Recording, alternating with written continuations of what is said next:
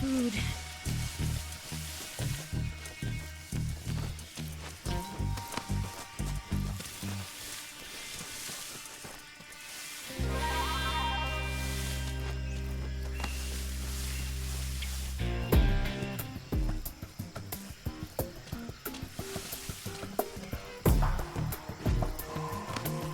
I'm so hungry.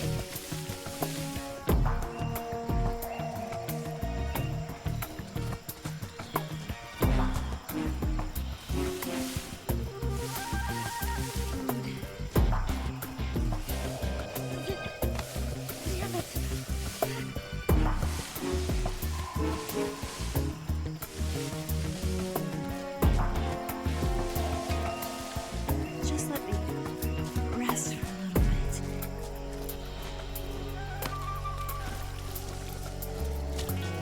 bit. My wounds.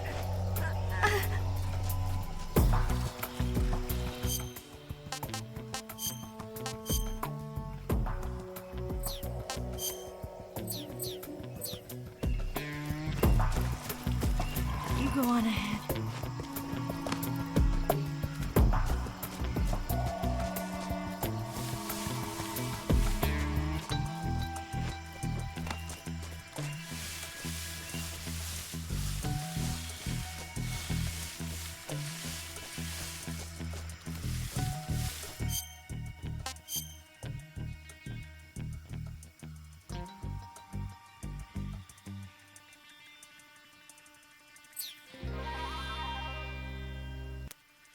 Snake, the lake is just over that cliff.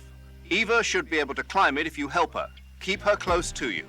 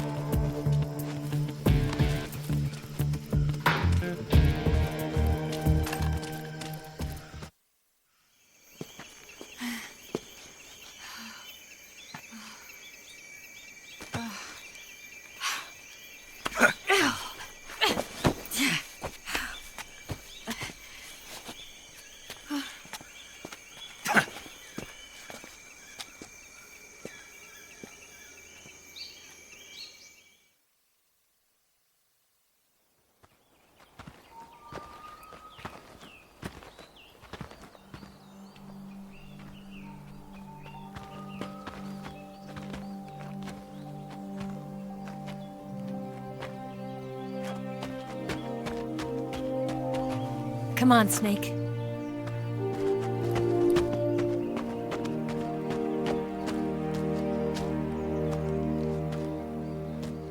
We made it. We made it. Over there.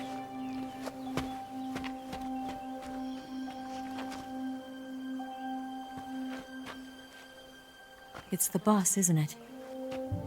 I'll go get the wig ready to take off. Right. I'll leave you two alone. But come back in one piece, okay?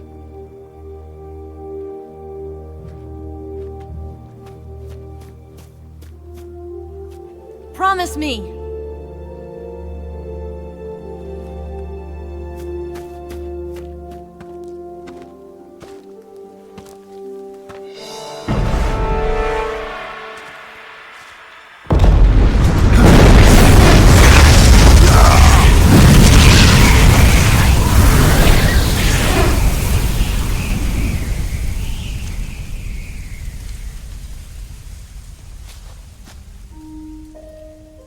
Life's end.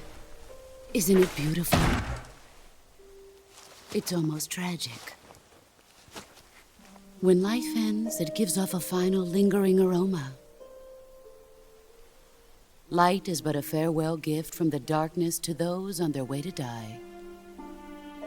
I've been waiting, Snake, for a long time. Waiting for your birth, your growth, and the finality of today. Boss. Why are you doing this? Why? To make the world one again. The world used to be whole.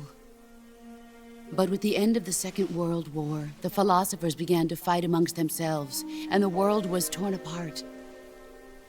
The Cobras, my comrades who trained and fought alongside me, were torn apart as well. The foibles of politics and the march of time can turn friends into enemies just as easily as the wind changes. Ridiculous, isn't it? Yesterday's ally becomes today's opposition. And this Cold War? Think back. When I was leading the Cobras, America and Russia were fighting together. Now, consider whether America and Russia will still be enemies in the 21st century. Somehow I doubt it. Enemies change along with the times, the flow of the ages, and we soldiers are forced to play along. I didn't raise you and shape you into the man you are today just so we could face each other in battle. A soldier's skills aren't meant to be used to hurt friends. So then what is an enemy? Is there such a thing as an absolute timeless enemy? There is no such thing, and never has been. And the reason is that our enemies are human beings like us. They can only be our enemies in relative terms. The world must be made whole again. The philosophers must be reunited. I will devote my skills to that purpose. And with the Colonel's money, I will achieve that end.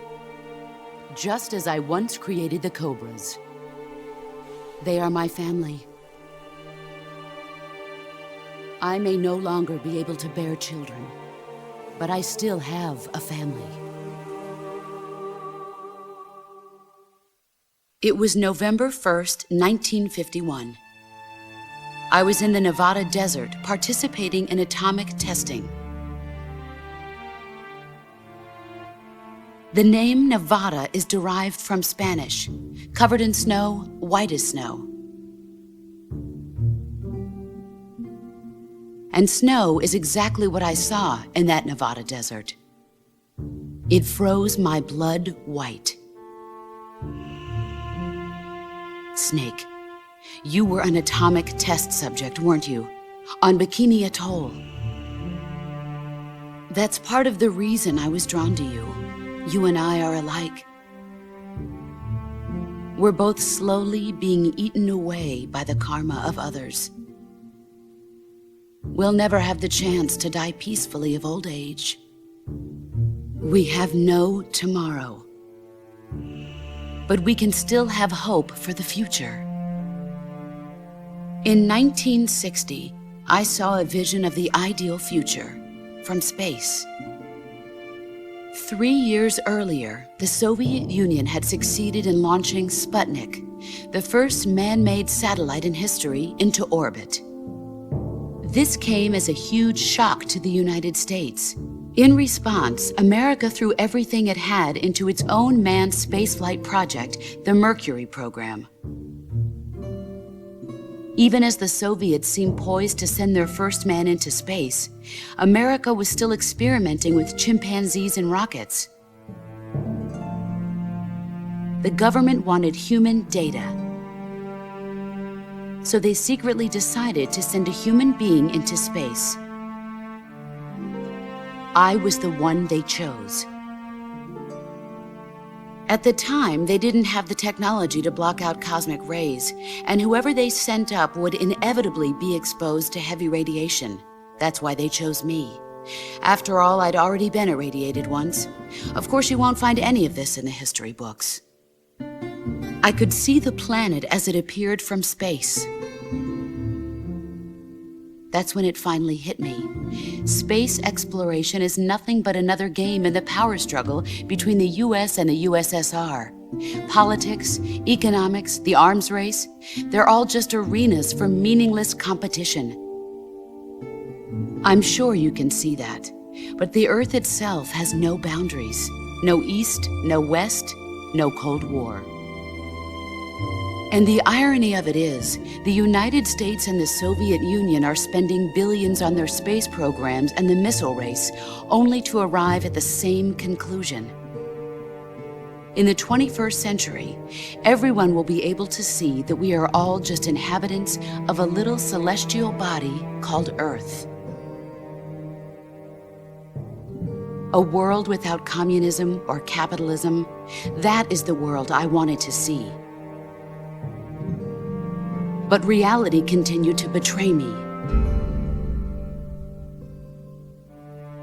In 1961, I was sent to Cuba, to Bahia de Cochinos.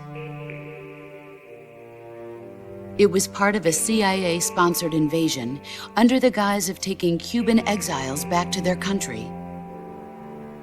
But the US government betrayed them. Our weak-kneed president held back their air support. Defenseless, the exiles were annihilated by the Cuban army. All I could do was watch in silence. I was set up by the very country I'd sacrificed so much for, by the very government I dedicated my life to defending. I was driven from the surface world, and I went underground. Then, 2 years ago, I faced the sorrow, my old comrade in battle. He was my friend. But one of us had to die. I was left with no choice. The sorrow gave his life for me. There is no enmity between us. One must live, and one must die. That was the mission. The ones who gave me that mission were the philosophers. Early in the 20th century, the true holders of power in the United States, the Republic of China, and the newly formed Soviet Union gathered together in a secret meeting that would later be known as the Wise Men's Committee. The secret pact they formed there marked the beginning of the philosophers. But the last of the original members died in the 1930s. After that, the organization began to run out of control, and the Wise Men's Committee degenerated into a mere shell of its former self. The philosophers of today have no sense of good or evil. Their influence extends to countries and organizations involved in every aspect of every war. They have become war itself. That's how they operate. The sacrifices of war cause a shift in the times. This shift leads to renewed conflict, and in turn triggers the next war. Like a nuclear chain reaction, each conflict sparks countless others, forming an endless spiral that will continue on for eternity. Do you understand what I'm saying, Snake? By consuming me and you, the philosophers intend to keep that cycle going forever. It was my father who explained all of this to me. He was one of them. You see, I am the last remaining child of the philosophers. But after he revealed the truth, my father was killed by that same shapeless, formless organization. And my father isn't the only thing the philosophers have taken from me. In June of 1944, the Cobras and I took part in the landing at Normandy. We'd been given a top-secret mission to locate and destroy enemy V-2 rocket installations. I was pregnant at the time. The sorrow was the father. I gave birth on the field of battle. A beautiful baby boy. But my child was snatched away from me by the philosophers.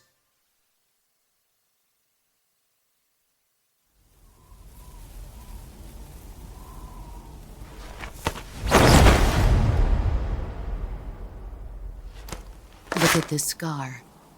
This is proof that I was once a mother. I gave up my body and my child for my country. There is nothing left inside me now. Nothing at all. No hatred, not even regret. And yet sometimes at night, I can still feel the pain creeping up inside me, slithering through my body like a snake.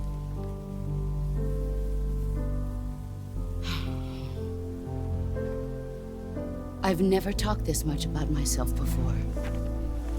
Thanks. Thanks for listening to me.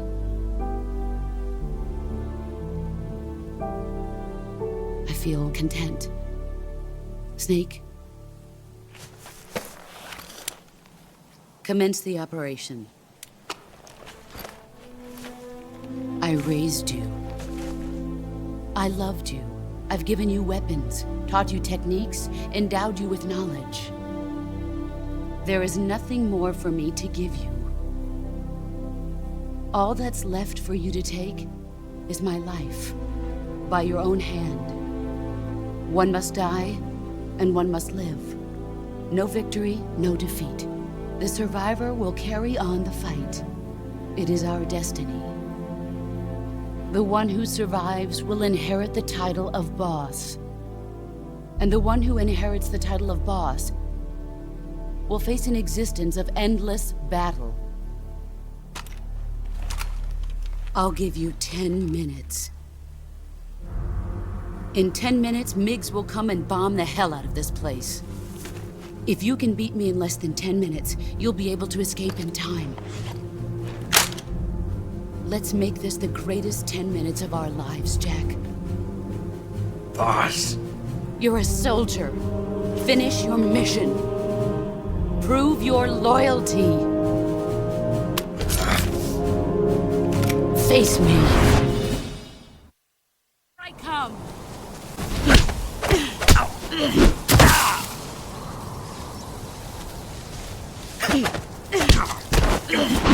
Play rough.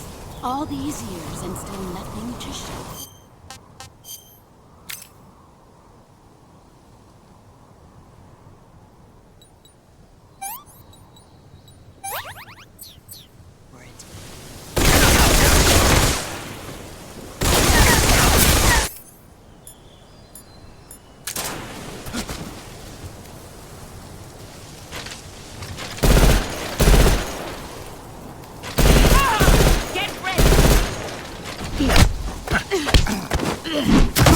I'm disappointed.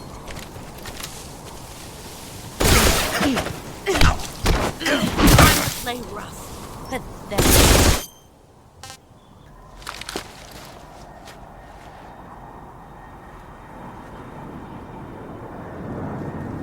This is the end.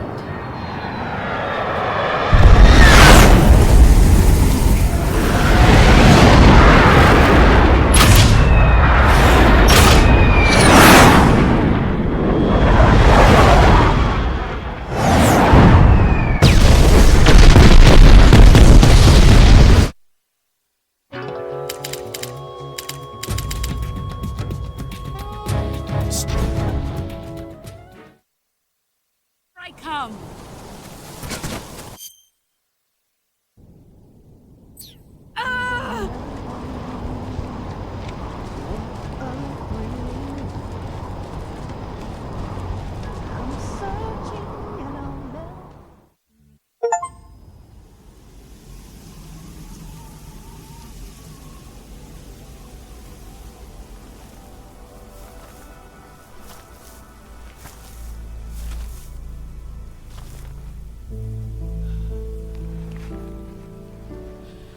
Take this.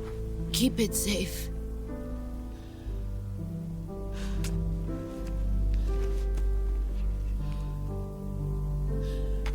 It's our only hope.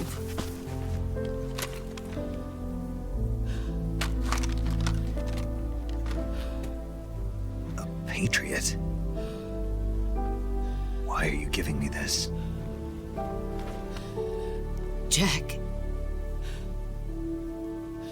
Or should I say, Snake? You're a wonderful man. Kill me. Kill me now. Do it.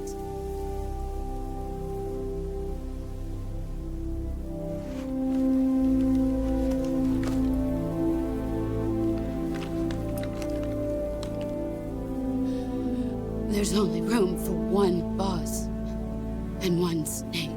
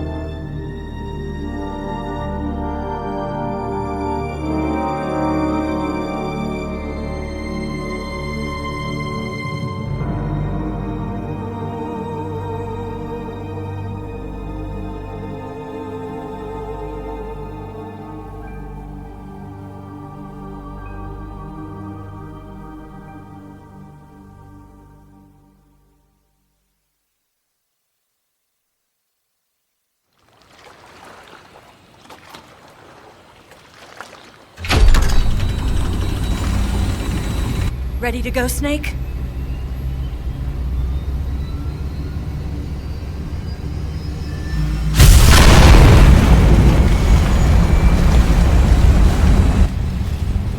Are you okay? Snake? Yeah.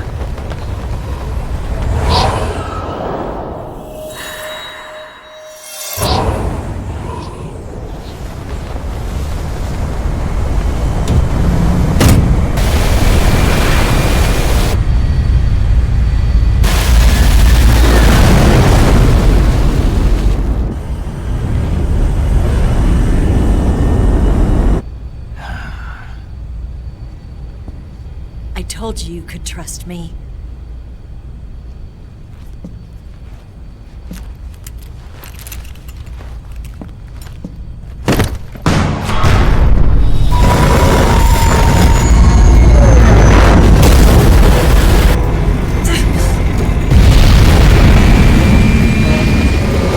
Snake!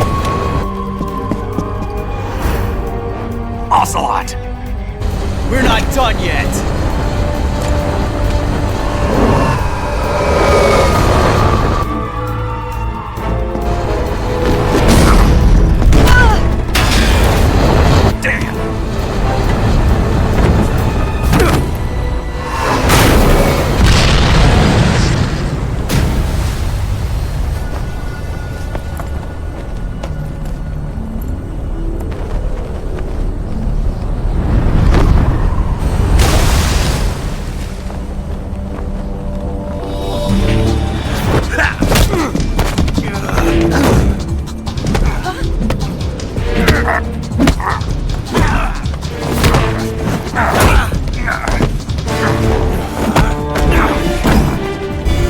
Too heavy!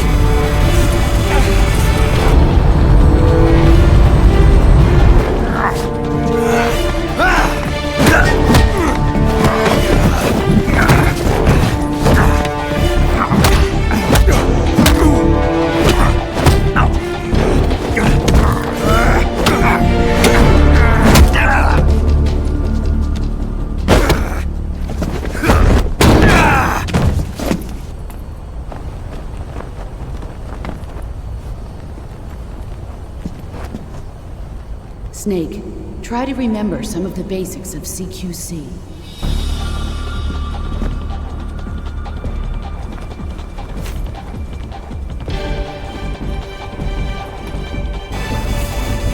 Not good!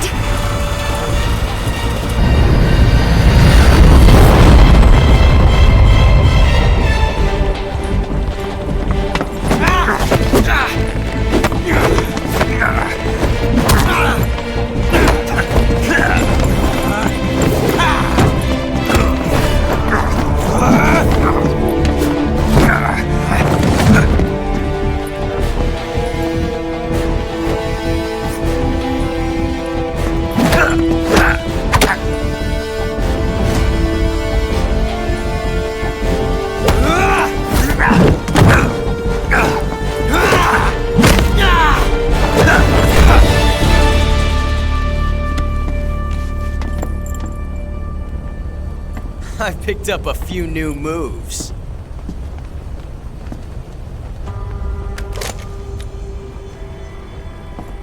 Huh. It doesn't feel right to shoot an unarmed man. But I'll get over it. Eva!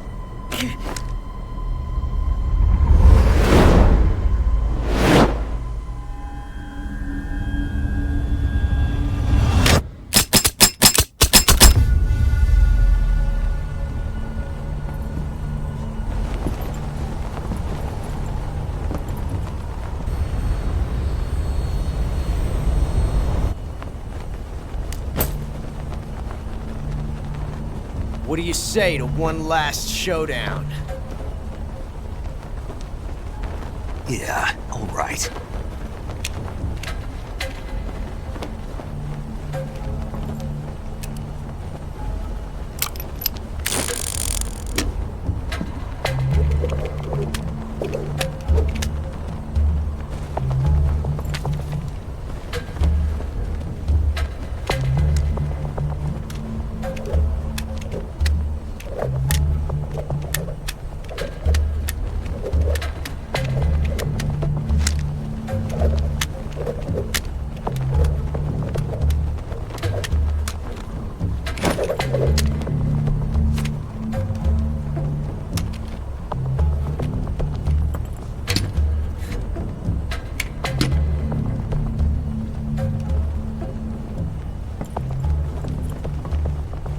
What's your name?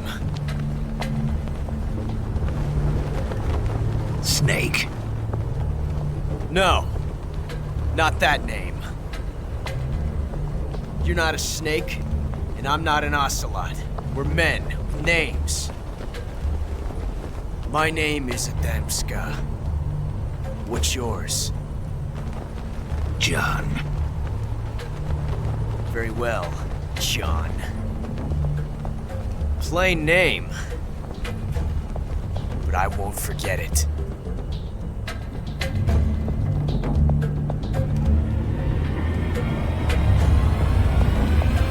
Come on!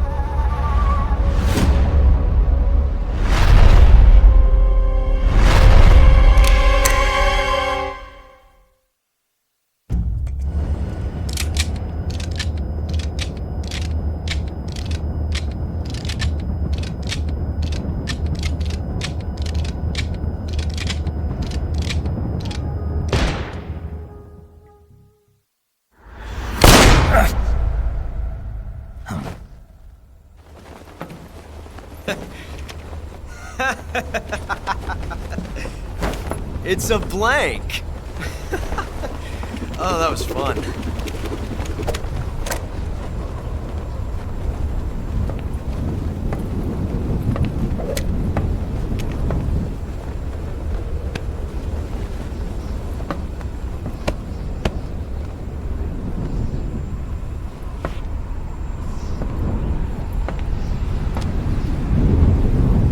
Until we meet again, John.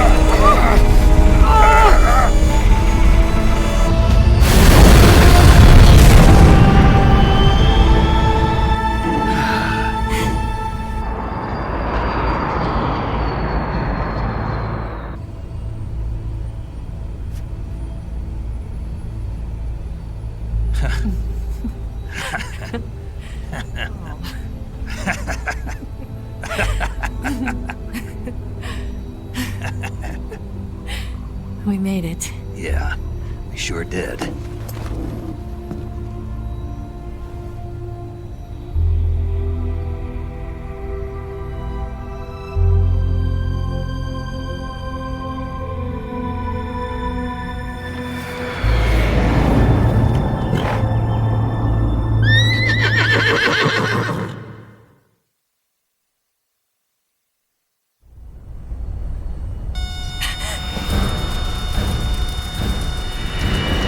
Oh no!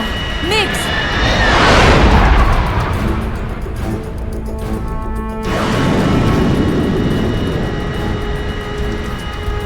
There's no way out! What are we gonna do? We've come too far to let them stop us now. Those things have got to be armed. It's no use. There's no way we can outmaneuver them.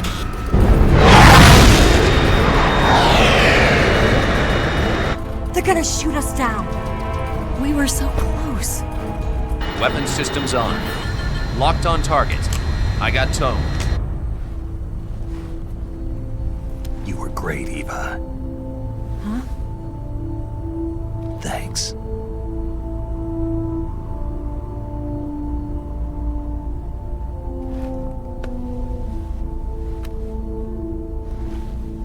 Block 19, this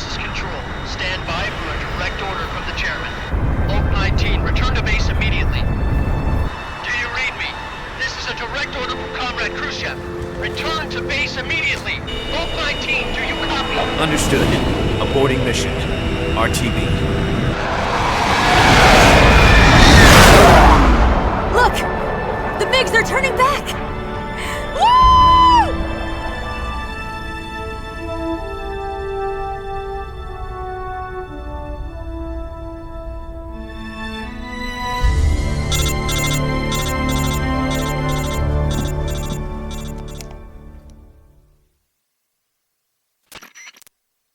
Well done, Snake. The MiGs disengaged.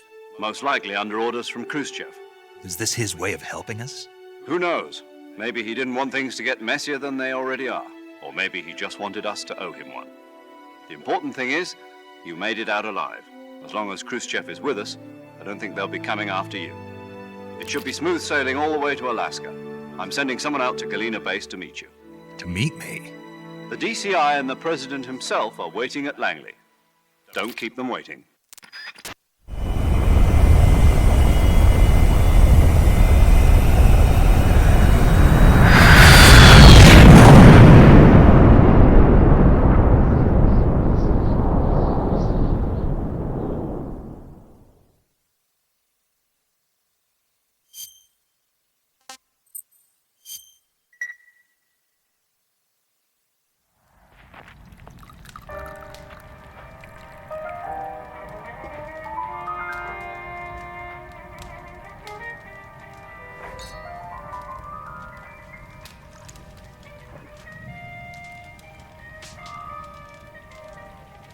So what are you going to do now? Go back to the KGB? What do you want me to do? Did you ever think about coming back to America? I can't go back. I've left America behind me. But you saved this country. I didn't do it alone.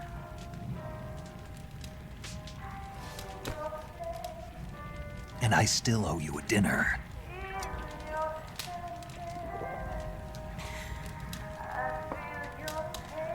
Is that part of your mission too? Or is it an order? Or is it an invitation?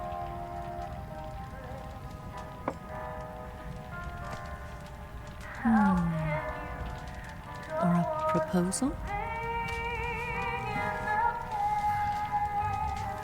I don't take orders from anyone now.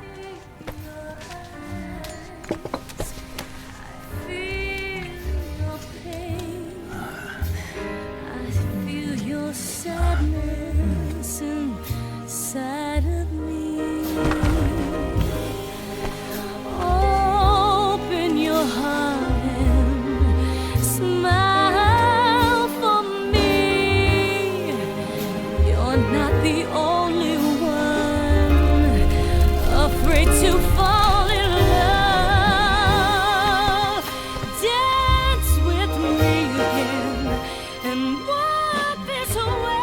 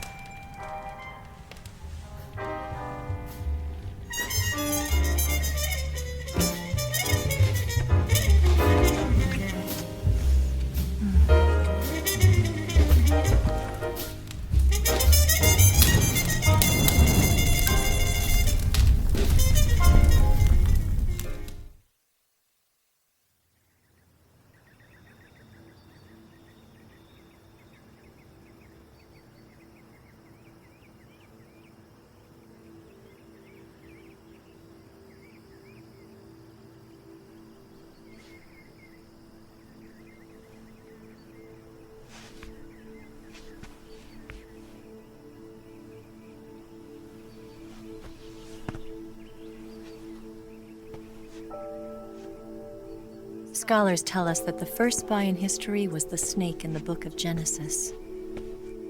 In that story, it was Eve who was tempted by the snake in the Garden of Eden. But this time around, it was I who tempted the snake and got away with the forbidden fruit of knowledge. Forgive me, snake.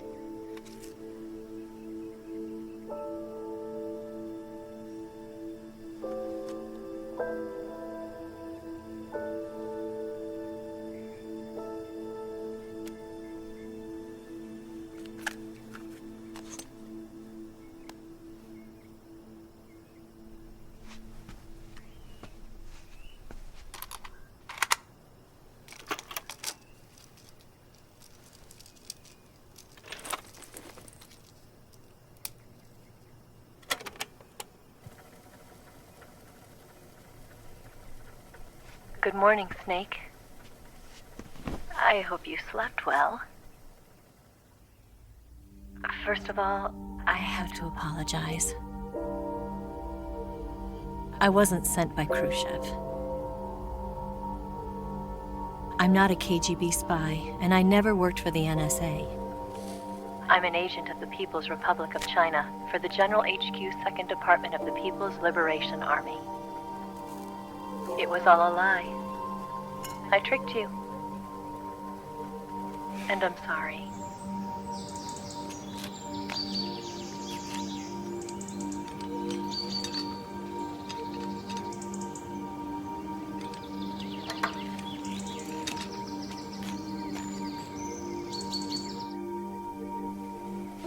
The philosophers still exist in China, too.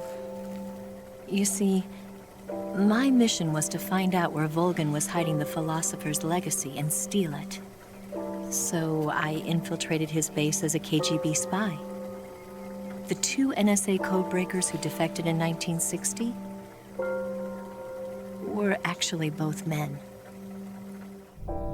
The real Adam never showed up at the meeting place, saving me the trouble of having to eliminate him. I sneaked in by pretending I was Eva. And you and Sokolov and Volgin, you all believed me. The philosopher's legacy was originally held in common between the US, Soviet Union, and China. We couldn't let the Russians and the Americans take it all for themselves. The Chinese government had its eye on the legacy, too. I got the film containing the legacy, and also the nuclear missile launch data from the Shagohod.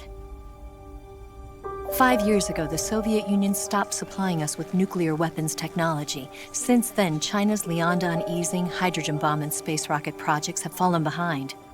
But with this data, our country will be able to develop its own nukes. We'll create a deterrent force to rival those of the US and Soviet Union. Everything has gone according to plan, thanks to your help. I, too, am one of the philosophers. I'm an agent of the philosophers, a graduate of one of their charm schools. I was raised in a joint US-Soviet-Chinese facility to become a sleeper agent. This was before the war. Back then, they were collecting children from all over the world. As a result, I'm indistinguishable from a native-born American. So it didn't surprise me when you and Volgin couldn't tell the difference. But she knew right from the beginning. She knew because before the war, she was at one of the philosopher's schools too, as an instructor. The boss was the only one I couldn't fool. She was the only one who knew I was a fake. She told me everything. Why did she open her heart to me like that? At the time, I couldn't understand it. But now, I think I do. Snake. She wanted you to know the truth. She chose me to tell you. That's why she saved my life. I've lied to you so many times, but not this time. My orders from the government were to obtain the legacy and to eliminate everyone who knew the truth about what happened. In other words, I'm supposed to kill you.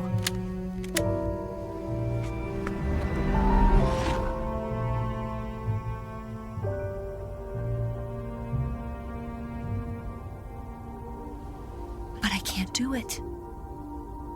Not because we loved each other. And not because you saved my life. But because I made a promise to the boss. And I intend to keep it. I just wanted you to know. And you have to live.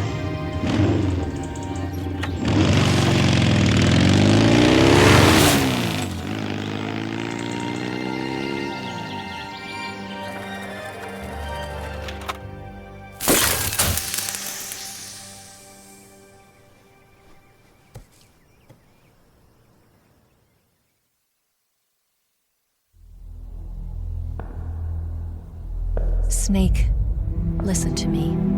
She didn't betray the United States. No. Far from it. She was a hero who died for her country. She carried out her mission knowing full well what was going to happen. Self-sacrifice. Because that was her duty.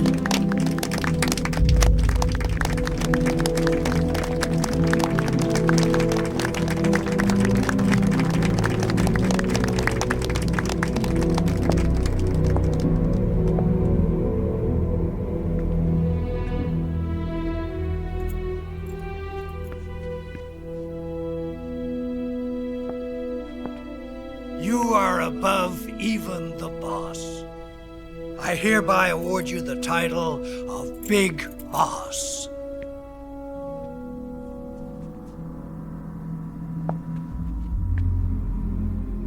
You are a true patriot.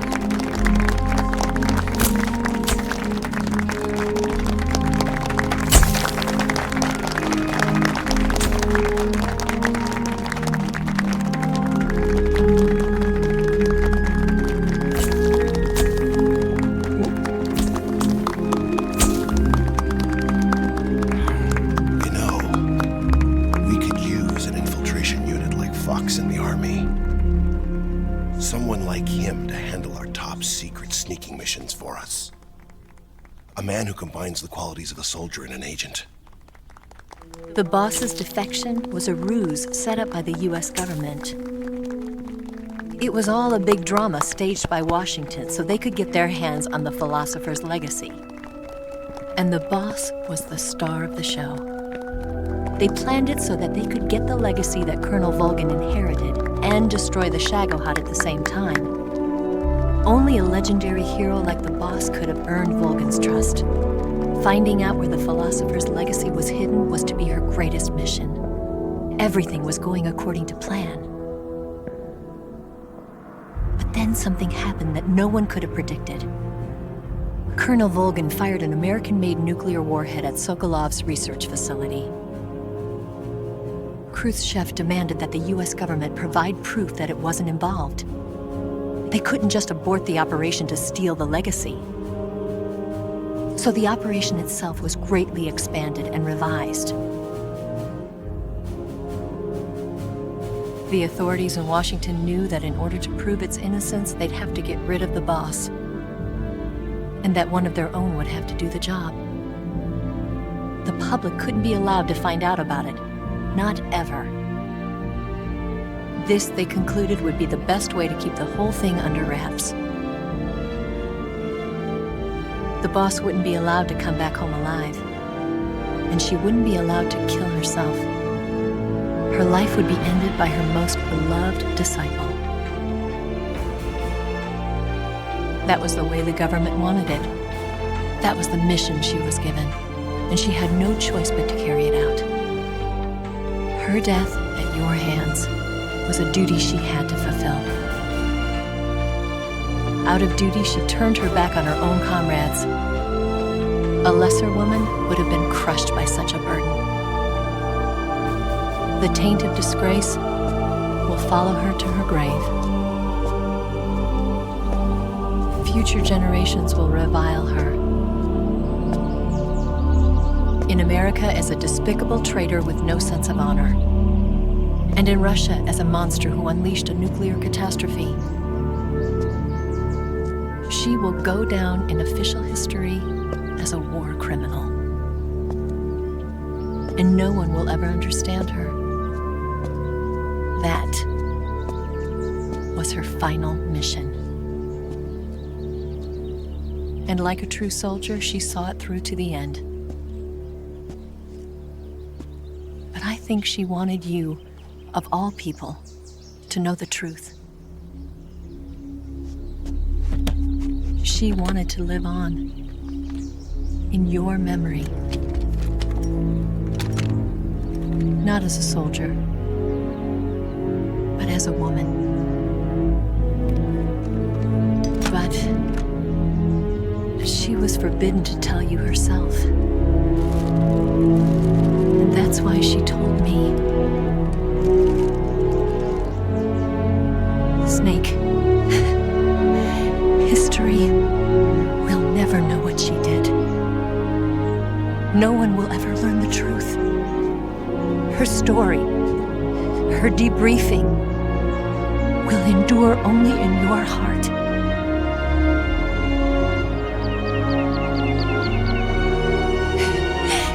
Everything she did for her country. She sacrificed her life and her honor for her native land. She was a real hero. She was a true patriot.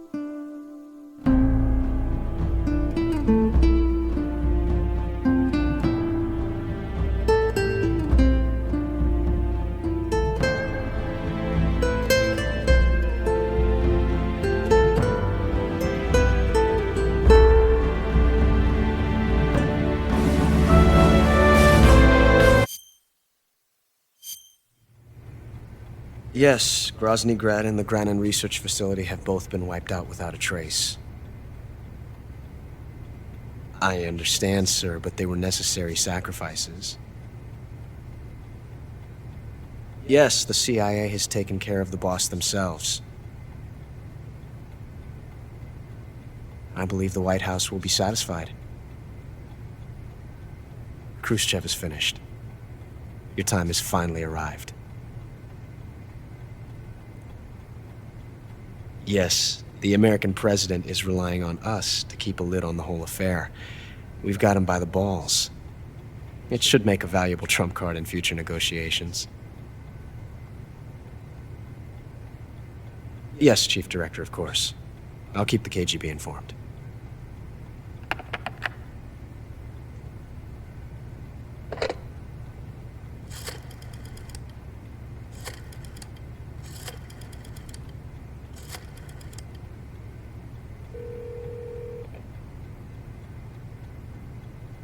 Yes, it's me. The boss has accomplished her mission. The philosopher's legacy is now safely with us, in America's hands. With this money, yes, the philosophers can finally be revived. The film we handed the Chinese was a fake. Peking must be in an uproar right about now. I'm afraid so. Only half the money has made it back to the United States. The KGB must still have part of the legacy. Yes, the weapon has been reduced to ashes. That's right. Grozny Grad has been obliterated by the Davy Crockett we brought in as well. Yes, that was the boss's work too. Speaking of which, I've obtained something from Granin that you might find interesting. It's a revolutionary new nuclear attack system. Perhaps it might just come in handy someday. Yes, we have Snake to thank for that. Khrushchev believed it as well. Yes, they bought our story. I don't think they'll be making a fuss. The secondary alert has been lifted as well. And the Soviets still haven't discovered my true identity. They have no idea that I've been triple-crossing them. I will continue my activities as a contact for the new government. Yes, it appears that no one knew that I was Adam. Of course, I'm always at the CIA's disposal, Mr. Director.